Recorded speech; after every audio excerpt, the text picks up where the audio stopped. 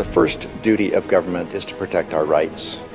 It's our job to maintain the proper role of government in what we were tasked to do.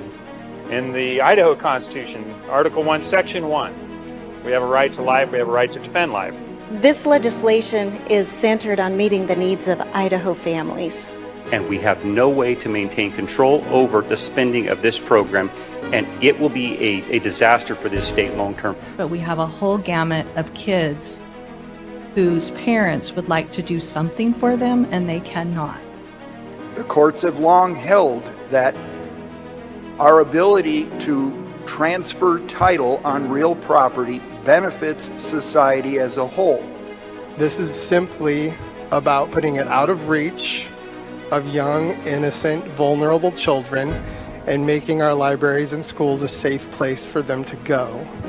And I am increasingly frustrated that we cannot stop ourselves from drinking at the public trough. He's sounding the alarm. He's saying if we don't address these issues, we potentially might have greater problems moving forward. I feel like we're back to an unappointed board that gets to decide who is essential and who is non-essential. If I was looking at a business and I was looking at these figures, there would be heads rolling because this is unsustainable. We're supposed to be bottom-up government. We're supposed to be representing my citizens' ideas and your citizens' ideas, and we're supposed to be discussing them and debating them to come to a conclusion. And for me, it's about a couple things. It's about food security, it's about national security, and it's about preserving American exceptionalism. The First Amendment and our freedom of religion, freedom of speech are our first liberties. They are so important. We don't have the rest without them.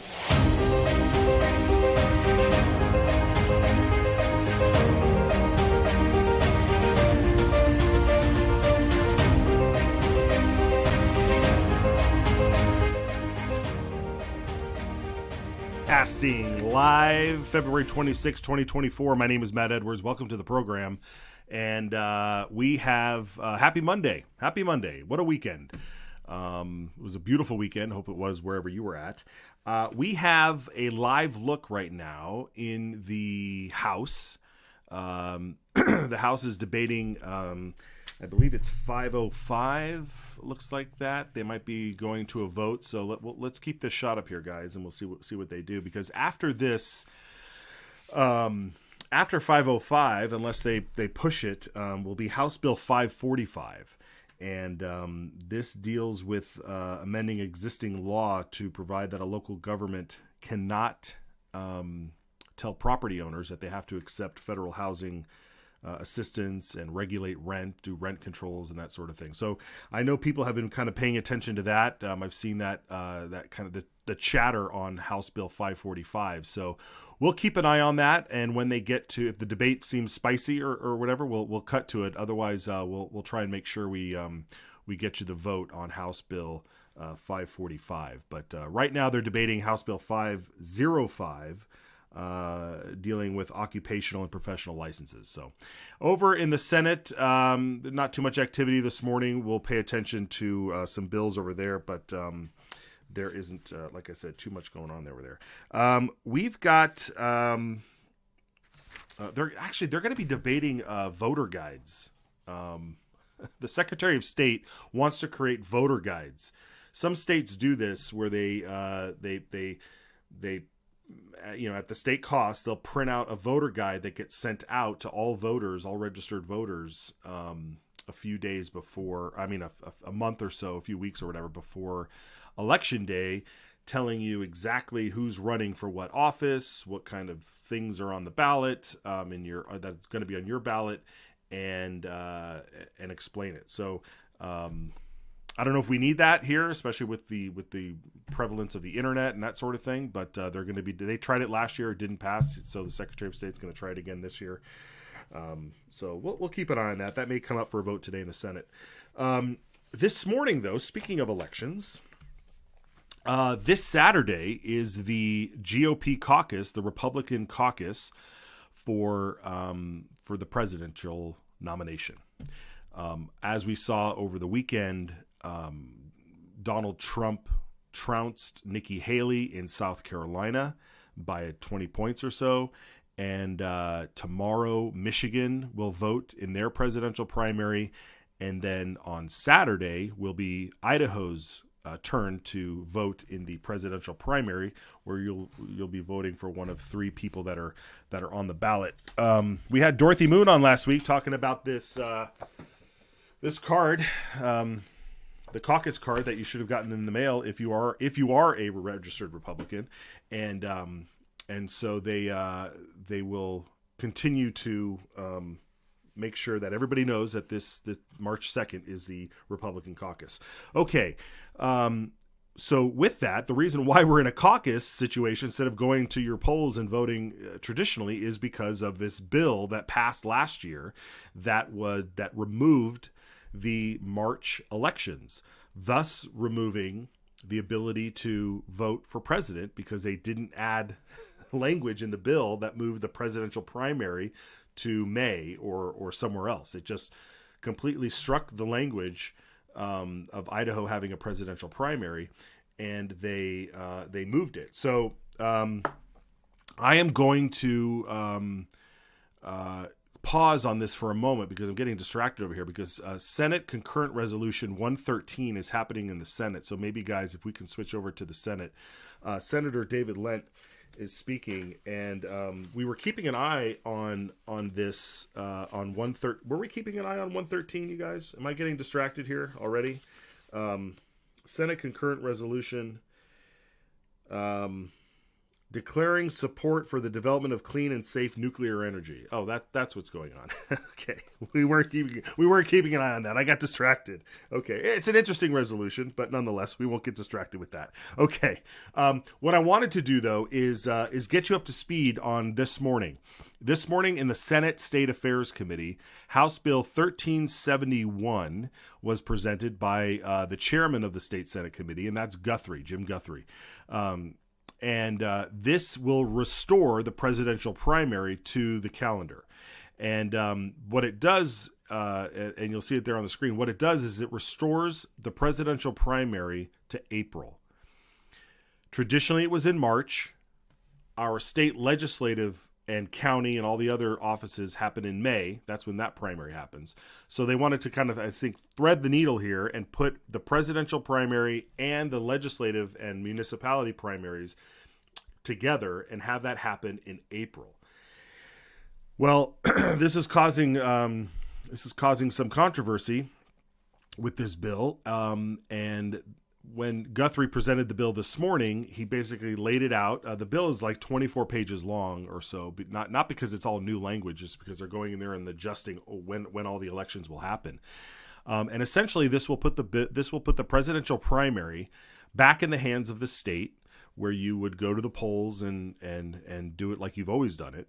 And so there was testimony this morning. Maria Nate, who's the secretary of the Idaho GOP, she showed up to give her statement, and let's take a look at that right now. My name is Maria Nate, and I'm here representing the Idaho GOP this morning. I bring today my 2 decades of election experience and a lifetime of political experience to my testimony. Committee, I must admit that I am surprised at this bill, especially after the fiasco of the Secretary of State's flawed bill, which removed the presidential primary last year. What we expected was a bill that would restore the presidential primary to March, but what we have is a bill that completely upends the entire primary election system, and once again, without stakeholder input, without the largest stakeholder input, the Idaho GOP. I think it's interesting when you talk about compromise, but you did not speak with the largest stakeholder. So I don't understand how this is a compromise when you have not talked with them to come to a solution. This moving the date will create much confusion with the voter, and it will take much time and money to educate the voter. So I question the fiscal note, as I anticipate that the Secretary of State will then ask for a large appropriation to educate the voter to this new date. What we would like is for you to put the presidential primary back in March. And this intent to fix the caucus will actually upend everything. Thank you. Okay, so that was Maria Nate, the secretary for the Idaho State Republican Party, if I'm saying that correctly. And those are some big concerns when it comes to this bill, and there's a big fix that they're trying to do because of the fiasco that happened last year. And there's been a lot of chatter, a lot of talk throughout the state since last year about who's at fault and what happened and who could have stopped it and who tried to fix what. And there were, during the summer there were multiple attempts to try and reconvene a special session in order to fix this, so that we had time this year to have a primary or figure out exactly what they were going to do. Not only because we wanted to make sure that Idaho was relevant, but also because the way the National Republican Party and their rules for certifying delegates and that sort of thing. That Idaho could make sure they fall into that timeline. Otherwise, it would be left out completely. So there were multiple attempts at trying to fix this, but here we are. This is where we're sitting, and I believe we have Maria Nate here with us. So let's see if we can bring her on. She was, again, we just watched her testify this morning. Maria, how are you? Good to see you. How did it go this morning? What was your takeaway? And we have a clip we want to share with your exchange with Winder, but can you kind of set us up what this bill does, what you see it doing? Well, in their attempts to fix their big screw up from last session, they decided that the best answer would be to move all the election dates to April. So what you normally go do in May when you go and select your candidates to run for office would now be the third Tuesday in April, which pushes the filing deadline up for all these candidates to the first part of January. So now you're going to have legislators absolutely running during the session. And if you think this session is nuts, wait until they're all actively campaigning during the session. It's a huge mess to fix up their mistake from last session. Are there rules for or against whether they're ethic rules or whether they're just like literal like statutes where legislators can or can't campaign during legislative session? I don't know of any actual formal rules, and I don't believe there's anything in our sunshine, but they sort of frown upon getting donations during the session. That doesn't stop that from happening, and they almost have to because the elections are so quick after session. Yeah, I mean, normally if they're done by the end of March, which is usually where they aim, then they really only have about a month or so before the mid-May, traditionally the mid-May election. So yeah, this will move that up. I mean, if they're looking at the third Tuesday in April, that's what this bill says? That's what it says, the third Tuesday in April, and it's every single election, everything. So it cracks me up that this legislature and the Secretary of State, who professes to be so fiscally responsible, is going to have to spend millions and millions of dollars to educate the voter about this new change. Just put the presidential primary back in March and let's just be done and move on. But man, if you watch that committee hearing, it is like a battle between the two factions of the party. And so I'm sure if you're going to play that clip when Senator Winder basically admits that it's not his party, I'm like, yeah, well, let's guys, let's go to that clip there and we'll catch people up to what Maria is talking about here. I think, Mr. Chairman, it is helpful, maybe not for this particular bill, but trying to figure out a path forward.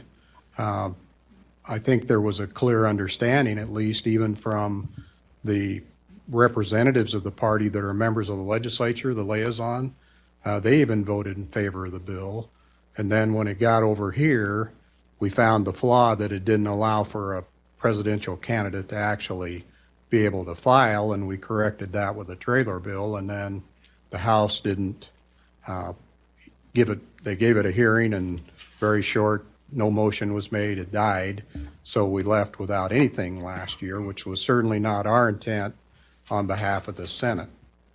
So I think it is important to understand whether the party supported that last year or not, because if that's the case, then maybe we can all sit down and actually talk through a process that says in 4 years from now, we will have a consolidated primary. It may not be March, because that really, again, as Mr. Birnbaum testified, that eliminates and hurts the ability of legislators and other down ticket candidates to participate very well when we're still in session.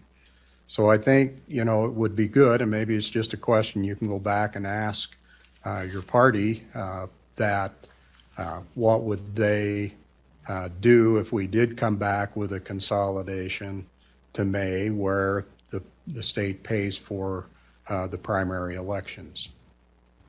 Ms. Nate. Thank you, Mr. Chair, Pro Tem Winder. I would submit to you that it is your party as well, and so that I think that it's beholden upon the author of this bill to work with the party.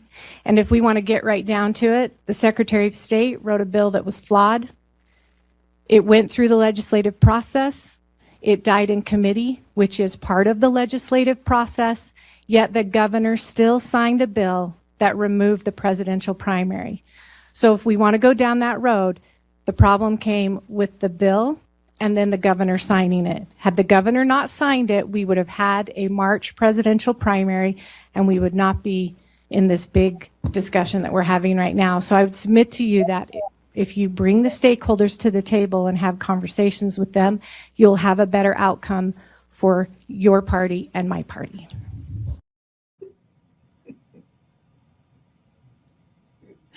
I love it when the mask slips.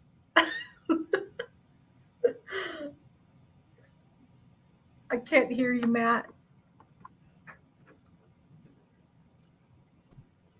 Okay. Wow. Sorry about that. Okay. Good.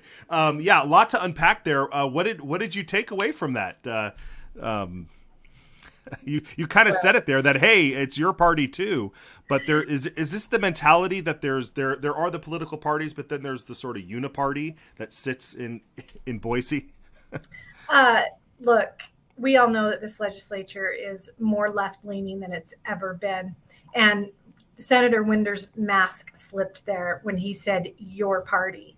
I don't know what party Senator Winder belongs to. It's like the Senator Winder party, because all he's doing is just stopping good legislation, pushing legislation. He's electioneering all the time, trying to get rid of conservative legislators. It's so transparent to those of us that are here, what's happening at the Capitol.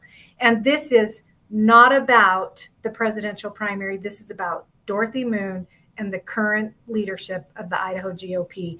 And that little back and forth that we had today perfectly explains it. I mean, sitting in the room, doing that, the Democrats are on the side going, eating popcorn, like, here they go again. Yeah.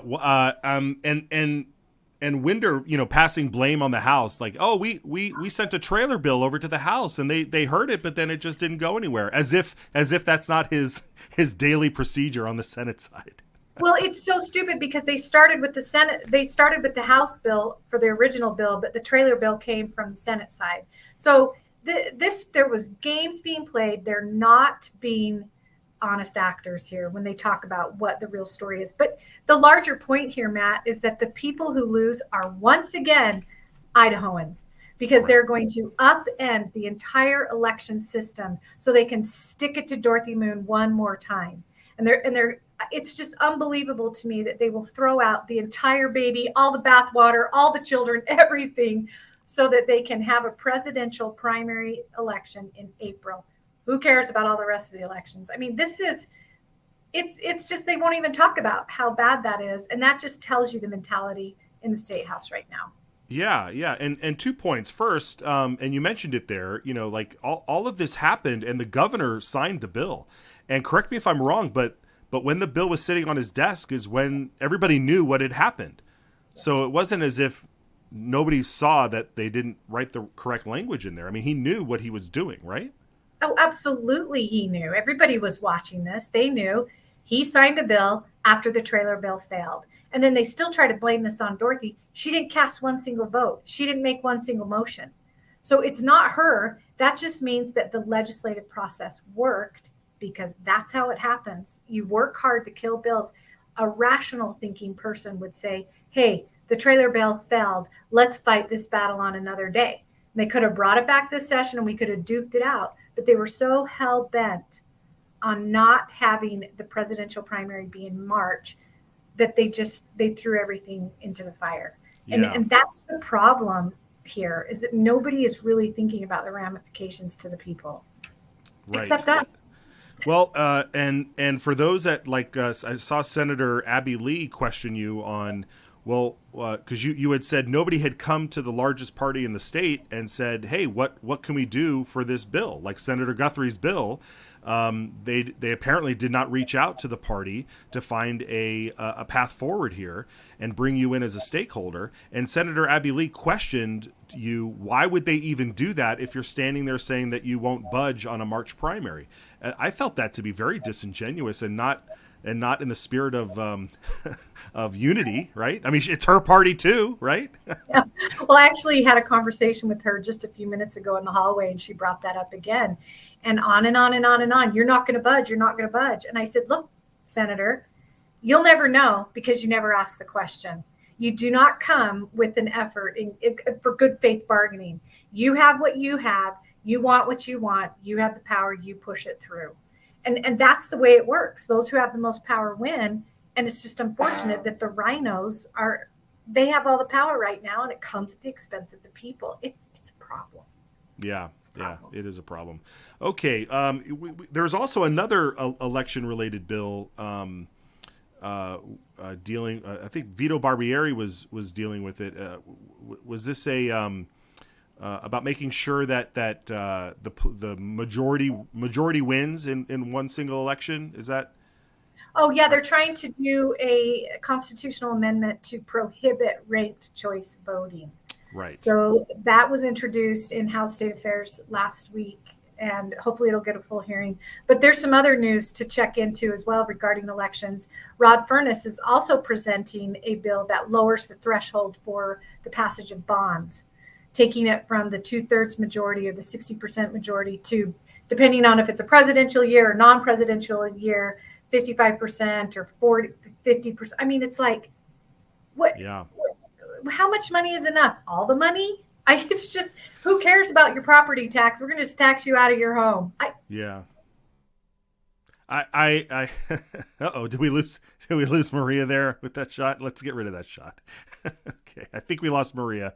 We'll see if we can get her back, but I feel Maria, are you still there?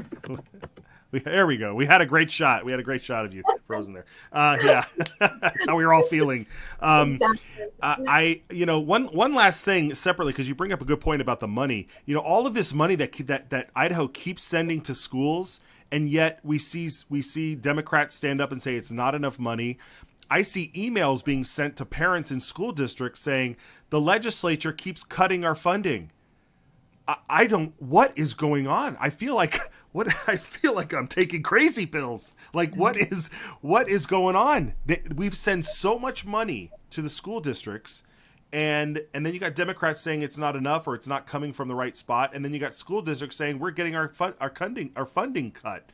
What's going on, Maria? How do we get out of this mess? Well, you see who's running the show here. It's the largest union in the state. It's the teachers union, and they're well funded, well organized. They got all the teachers. They say you don't love children. I mean, they have all the talking points, and so they are able to ram these bills through. Plus, we have an incredibly liberal legislature right now. The House may as well be Democrat. What Representative Furness is presenting is a Democrat bill. So I'm just asking Representative Furness, when are you going to switch parties? Because this is, no conservative would promote this bill. There's so much money flowing to schools right now, but it's never enough. Oh, and P.S., there's never any accountability for them. Failing test scores, on and on and on. But yeah, that's for sure. That's for sure. Crazy. Okay, well, can we get you on record? Are you speaking on behalf as a secretary of the state party here? Are you willing to sit down with Senator Abby Lee and whoever else, Senator Guthrie, as a party, as a Republican party, and figure out a way forward? I absolutely would be willing to do that. I think that as stakeholders, we need to all be involved, and we need to not hear about this in a committee hearing. They are constantly saying, did you go to the stakeholders? Did you go to the stakeholders? And if you don't, they won't advance your bill. But on this issue, they don't really care about the stakeholders because they want what they want. So I'm willing to come to the table in a good faith effort to kind of solve this problem. We'll see. Good. We'll see. We'll see indeed. All right, Maria. Well, thank you so much for joining us. We're obviously going to keep tabs on this, and we'll have you back. Where can people follow you and stay in touch? You can go to IdahoFreedomCaucus.org. You can follow us on our Substack, Idaho Freedom Caucus. Today I'm speaking to you as the Secretary of the GOP, but my other higher calling here is State Freedom Caucus. So Yeah. Go team. All right. All right, Maria. Take care. Thanks. All right, folks. This is an important bill happening on the floor right now. House Bill 525 is being debated. This is the bill that would put some restrictions on our health districts in terms of what they recommend or mandate across the board when it comes to situations like we had during the pandemic, where we were seeing mask mandates and social distancing and all that stuff being dictated out of these health districts. Representative Jason Gallagher is the sponsor on this bill, and it looks like they're about to vote for it. So let's listen in.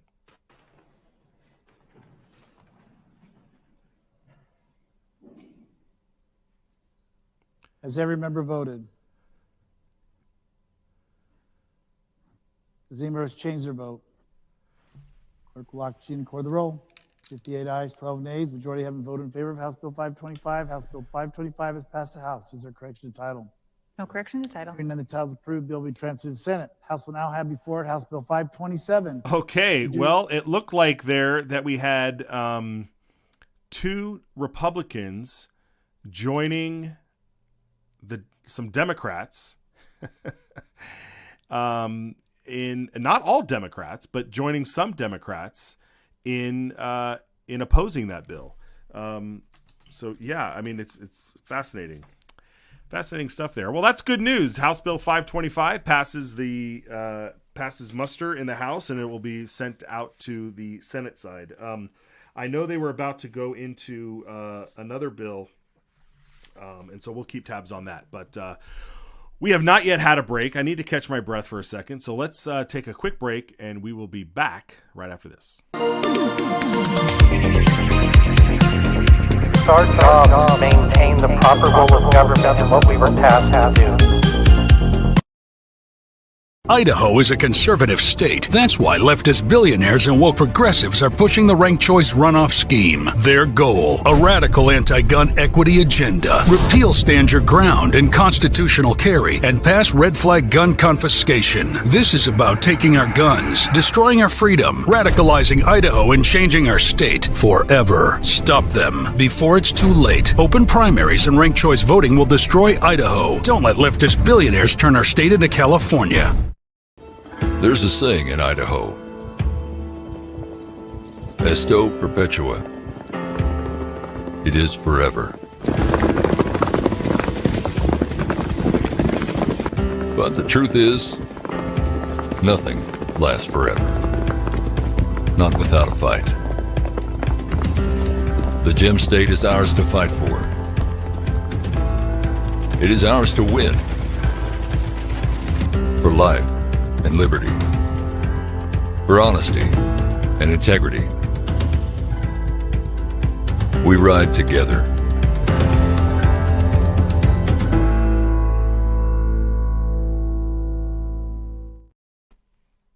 All right, welcome back here. We are going to check in on the Senate. They're going through a bunch of these resolutions and memorials. They just passed Senate Joint Memorial 103. Senate Joint Memorial 103 will tell our congressional delegation, the four people that we send to Washington, D.C., Reich, Crapo, Simpson, and Fulcher, that in 103 that we do not want the dams breached along the Snake River. This is a very contentious issue. There were some articles and some opinion pieces put out over the weekend about this issue, where people are saying we need to breach the dams. We need to get rid of our energy, our cheap energy in Idaho. We don't want cheap energy anymore. We want to breach the dams and allow the free free flow of the rivers to their natural state before human beings had ever disgraced the planet. How dare the people come to this planet and use the resources that have been made available to us by our almighty God. How dare that happen? Anyway, well, that passed the Senate, that joint memorial, so that's a good sign. It'll head over to the House, and we'll pay attention to that. Right now, Senator Cindy Carlson is talking about a resolution that would this would encourage the teaching civics.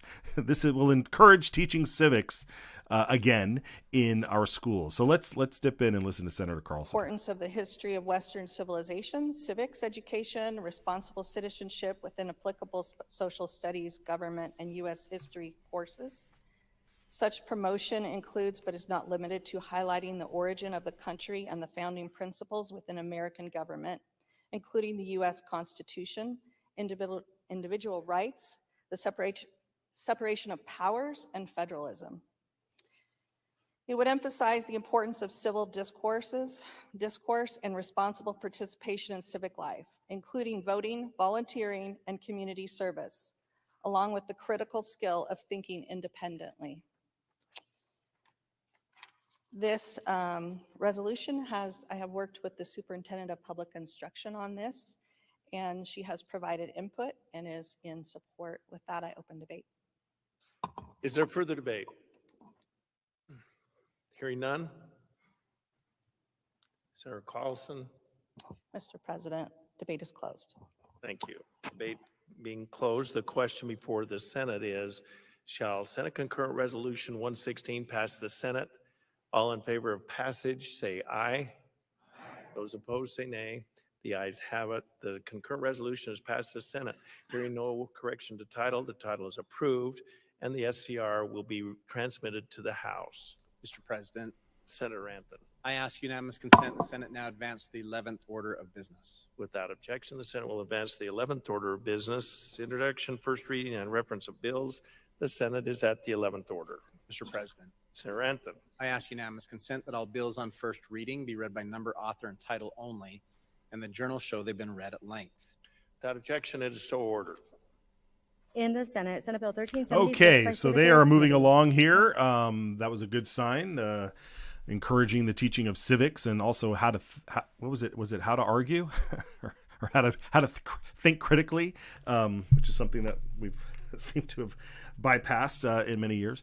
All right, good things over there in the Senate. They're going to keep moving, going through the readings of the day. They may adjourn in time for Senator Brian Lenny to join us, because later today in the which committee is it? I forget which committee it is, but later today, Senator Lenny will be introducing his anti-SLAPP legislation. This will this is, you know, the defamation, libel lawsuits that happen in Idaho, like they're being handed out like candy. There's many states have decided to crack down on these sort of frivolous type, and they don't like to use that language, but we'll use it. These frivolous lawsuits that get brought up all the time, and this legislation here will seek to diminish the ability, or will actually give the ability for judges to just completely dismiss these frivolous lawsuits without eating up so much court time and putting a lot of expense on the person being sued. So if Senator Lenny gets out of session, he can come on here and better explain that bill to us. But I wanted to report to you some good news. The first of the maintenance bills that happened, that we had been discussing for the last several weeks, had reached the governor's desk, and he signed it. He signed it. He did not veto it. So there were some concerns that he might veto the maintenance bill and thus upending the process that JFAC worked so hard to get to this point. So this is a good sign.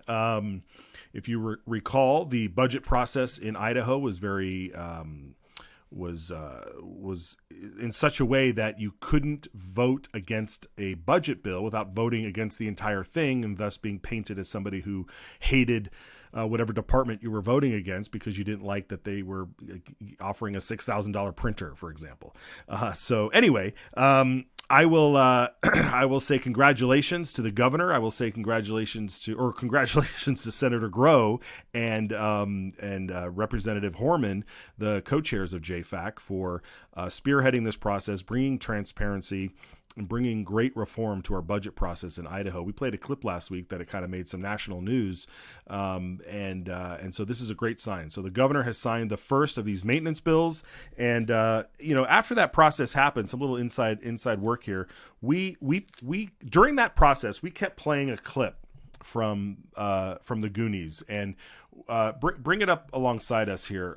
We don't have to listen to it fully, but if you recall, Goonies never say die, right? And the whole point in playing this clip was to show how many folks had been working so hard to try and get something meaningful done in Boise, and that is this budget reform. And there was a group of folks who were like these Goonies that were traveling through the tunnels trying to get to the end, and they had brought along with them some folks that were a little nervous and apprehensive about the whole scenario. So when there was an opportunity for an out, when Troy's bucket came down, and one of the characters was like, "I can't do this journey anymore. I can't fight this fight. I'm out of here."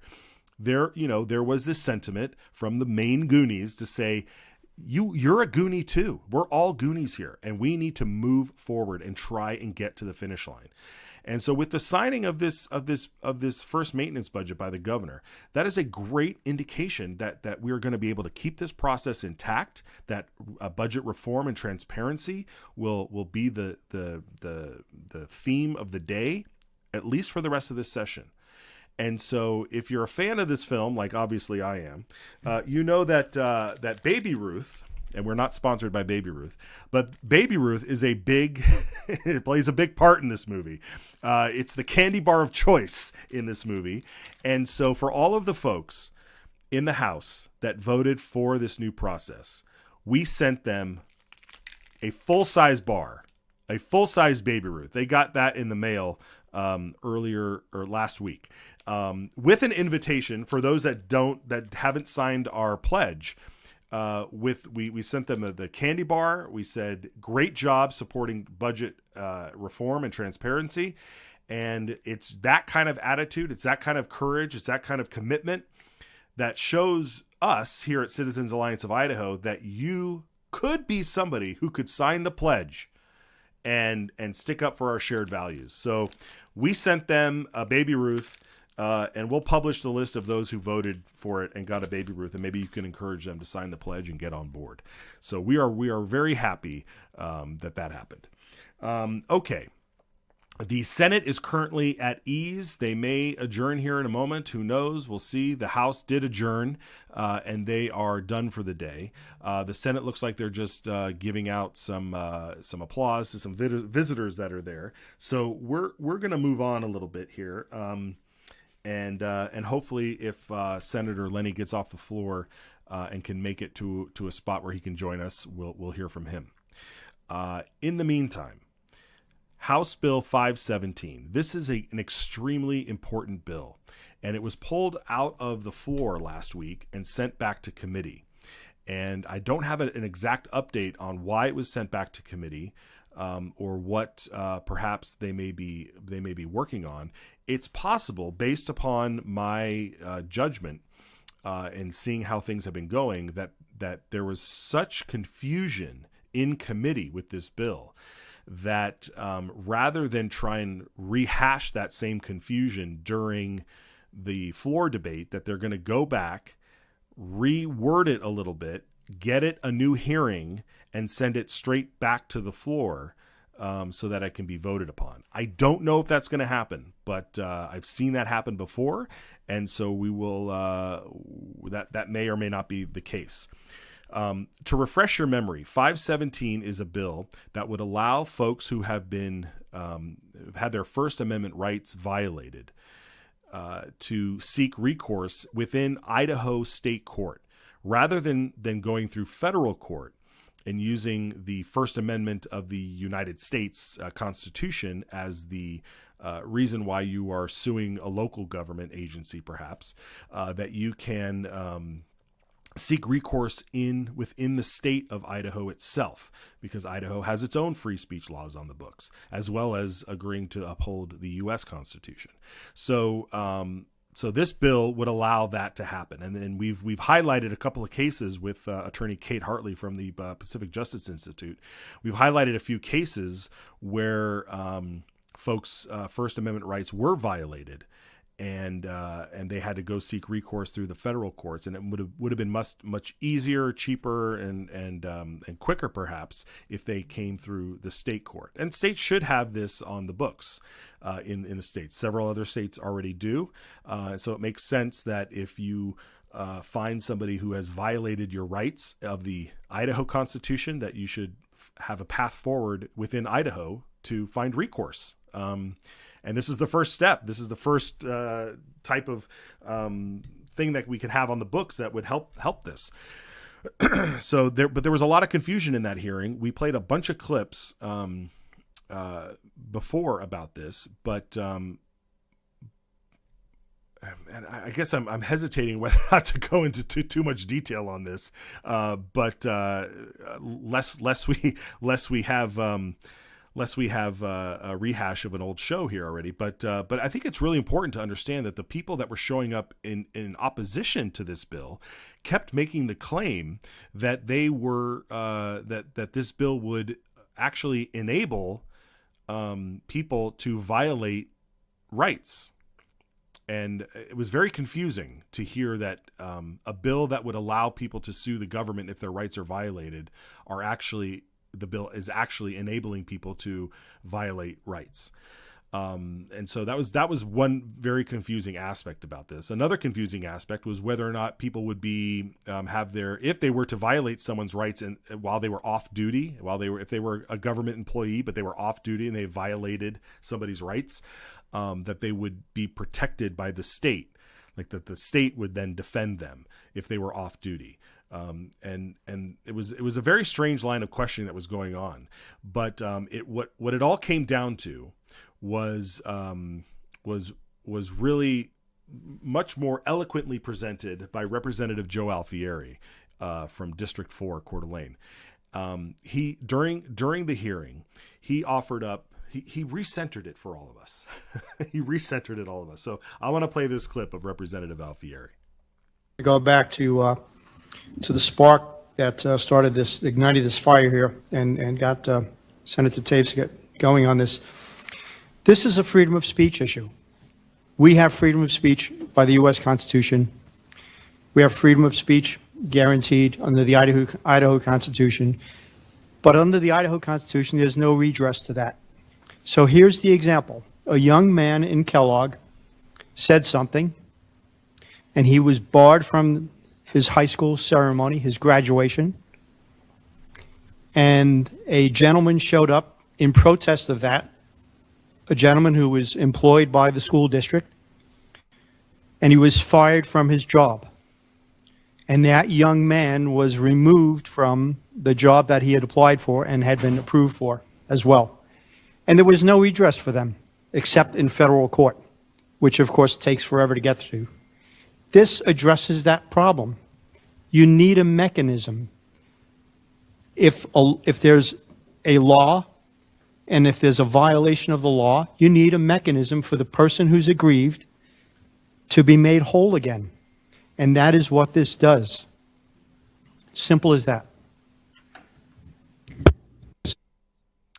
Simple as that.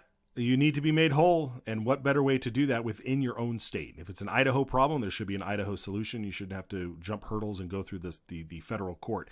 When Kate Hartley had joined us, she had mentioned that there are many attorneys that could take up a case like this, but they don't have a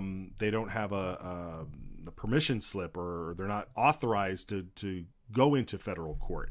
And so if you found a good lawyer, or if you had somebody who agreed to represent your case, they would have to also be eligible to present cases in federal court, and that may not always be the case. And so really bringing it home is Representative Barbara Ehart. Barbara Ehart has been on the forefront of many First Amendment issues in our state. She had a victory last year, if you remember, which was the Coach Kennedy law, which was a response to the football coach over in Washington who was fired for praying at center field on his own, that went all the way to the Supreme Court, and it was deemed that the state violated Coach Kennedy's rights by firing him because he was praying on or telling him he couldn't pray. I don't know if he was fired, if he told him he couldn't pray. On his on his own volition down on the sidelines. So once again, that had to go all the way through the federal courts, all the way to the Supreme Court. It took a couple of years for that to get there, and it happened. So anyway, Representative Ehart passed a bill that protected that, so it wouldn't happen within Idaho. But she's a big fan of House Bill 517, and during this hearing, she had this to say. So let's watch that.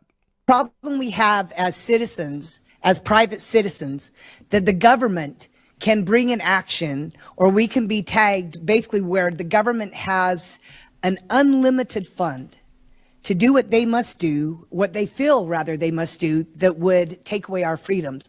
Our funds are very limited. And so this private cause of action really is the only means by which we have to go up against Goliath. And to think that right now, the problem has never been that somehow a private citizen has bankrupted the government, because a private citizen has not. This is the only way I see us continuing to protect our rights. I would strongly encourage a no vote on this substitute motion. Okay, a little in the weeds there. There was a motion to just table the bill for a while, and she didn't want to do that. And there was also concern that there was too much money that was going to bankrupt the school districts or bankrupt a small government agency because they were violated someone's rights. And Representative Ehart pointed out there that the government has unlimited funds to go after you, but when you are looking for a small recourse in terms of a fine or some sort of settlement, that certainly we're not out to bankrupt the entire government, but but there has to be a civil cause of action. There has to be something in there that you can. So we thank Representative Ehart for standing up for that. We want to have her on. We've tried a couple times to get her, but as you can see, with the goings on down at the Capitol, it's very busy down there, and when people get a chance to come over and deliver the message right to you guys, we really do appreciate it. So we still work behind the scenes trying to get these folks to come on. The Senate has adjourned. We're going to hold out here for the next 12 minutes and see if Senator Lenny can join us. But I want to also share some news on the heels of 517, which we hope returns back through committee and back onto the floor for a vote, is that I guess we'll tease it a little bit. I'm not going to give you the exact date, and I'm not going to give you every single person who's going to be there, but our team is scheduled to go out on a remote location and do a live show, a live broadcast from a remote location where you can join us live and watch us do the show. We'll have some guests in person, some very special guests, and so it'll be pretty exciting to come out. We'll do that. So we'll have more announcements on that as we solidify them. But do stay tuned, and if you are in the Kootenai County area, I encourage you to come on out when we announce the date. It'll be in just a couple of weeks, and it'll be pretty exciting. We hope to have some good guests in person. All right, folks, let's take a quick break. We will be back to wrap things up for the day and see if Senator Lenny can join us. Thanks. Spending this money surplus, which is not a surplus, it's an overcharging of the taxpayers. All Idaho lawmakers swear an oath to support the Idaho and U.S. constitutions. But how's that working out for you? Because not all Idaho lawmakers share the same values. That's where the Citizens Alliance of Idaho Pledge comes in. 10 statements inspired by those two founding documents that are designed to preserve our shared values. Values such as education freedom, safeguarding free speech, defending our protected right to self-defense, and being responsible stewards of taxpayer dollars. When a lawmaker signs the pledge, they are performing an act of political courage, accepting the challenge to be a champion for our values, and serving with political integrity. To find out if your lawmaker signed the pledge, visit idahopledge.com. Paid for by Citizens Alliance of Idaho. We ride together. Okay, welcome back, everybody. Earlier in the session, Senator Scott Herndon presented a bill, which is Senate Bill 1310, I believe.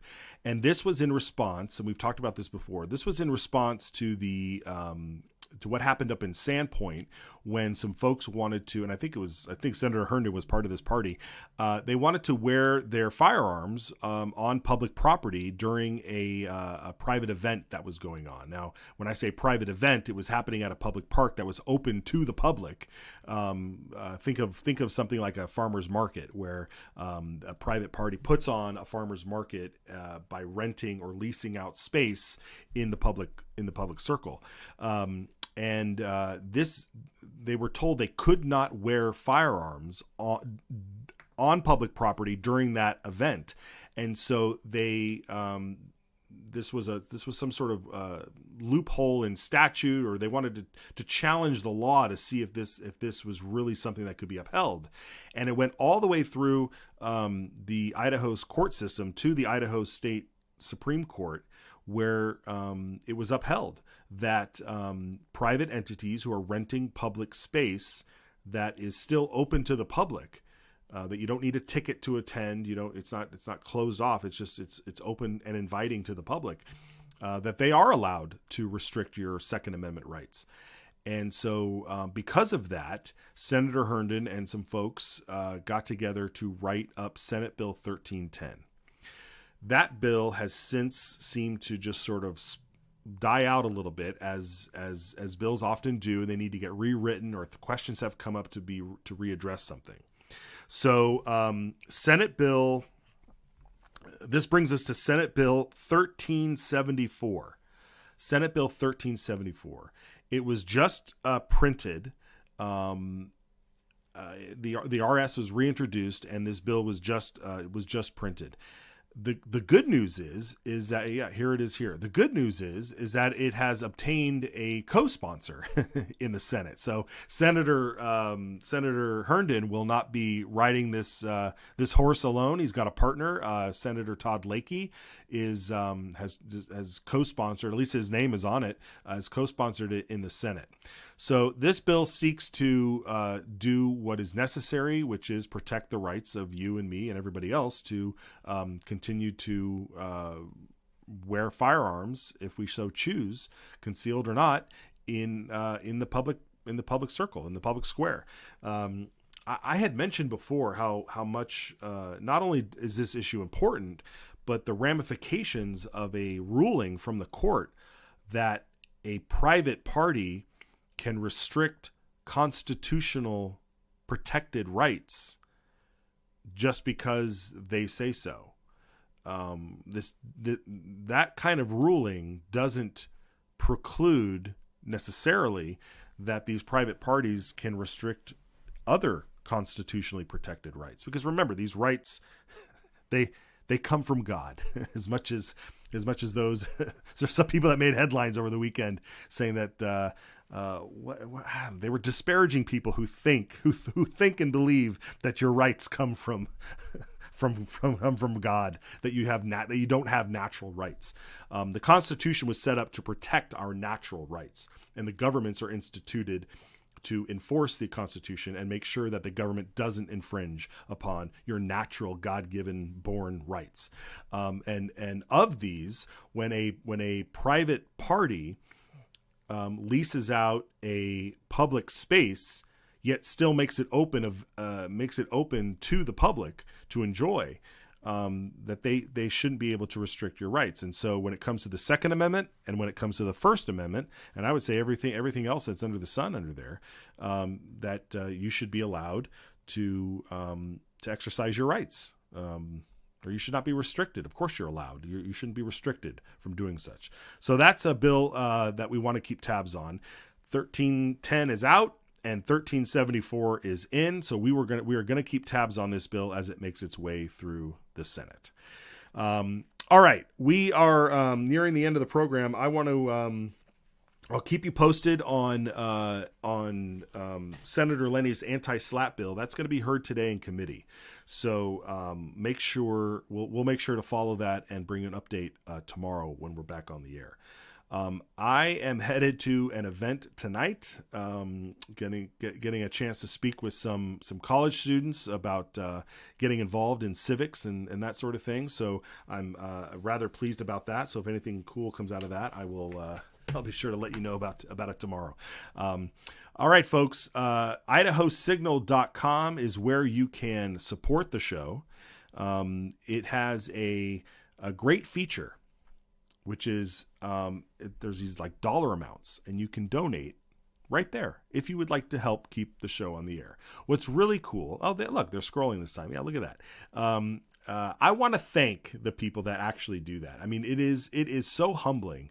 It is so humbling to see folks, everyday folks, chip in $10, $20, $100. It's really heartwarming to know that we are not alone, that we're all in this fight together.